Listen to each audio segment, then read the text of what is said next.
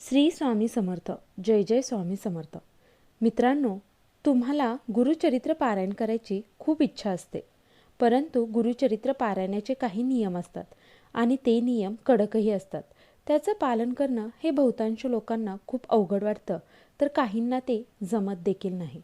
या धावपळीच्या आणि दगादगीच्या जीवनात खूप सारे लोकांच्या मनामध्ये गुरुचरित्र पारायणाची इच्छा असते, परंतु वेळेअभावी आणि या नियमांच्या भीतीपोटी त्यांना हे पारायण करता येत नाही. काही लोकांच्या मनात तर हे नियम मला पालन करायला जमतील का, काही चूक तर होणार नाही ना, असे भरपूर सारे प्रश्न खूप सारे लोकांच्या मनात येतात.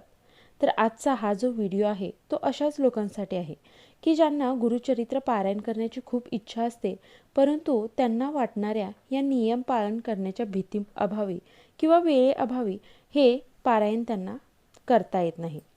तर या व्हिडिओमध्ये आपण पाहणार आहोत ते म्हणजे एक श्लोकी गुरुचरित्र. आता हे जे गुरुचरित्र आहे ते फक्त 4 ओळींमध्ये आहे, परंतु या 4 ओळींमध्ये संपूर्ण गुरुचरित्राचा हा उल्लेख केलेला आहे. हा जो श्लोक आहे, हे जे 4 ओळींचं गुरुचरित्र आहे, त्याचे तुम्ही दररोज वाचन करा. सकाळी आंघोळीनंतर, देवपूजेनंतर एका विशिष्ट वेळी तुम्ही या 4 ओळीचं वाचन करू शकता किंवा तुमच्या सोयीनुसार तुम्ही संध्याकाळच्या वेळी देखील हे गुरुचरित्र वाचन तुम्ही करू शकता. तर हे जे गुरुचरित्र आहे ते पुढील प्रमाणे आहे.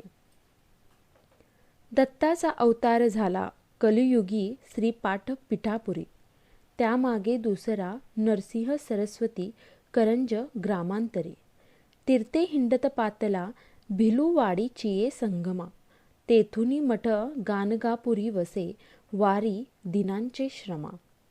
तर मित्रांनो, ह्या ज्या 4 ओळी आहेत ते म्हणजे एक श्लोकी गुरुचरित्र, की ते फक्त 4 ओळींमध्ये ज्यामध्ये संपूर्ण गुरुचरित्राचा उल्लेख आहे. तर या 4 ओळींचं तुम्ही नियमित वाचन करा किंवा श्रवण करा आणि तुमच्या मनोकामना या नक्कीच पूर्ण होतील. श्री स्वामी समर्थ.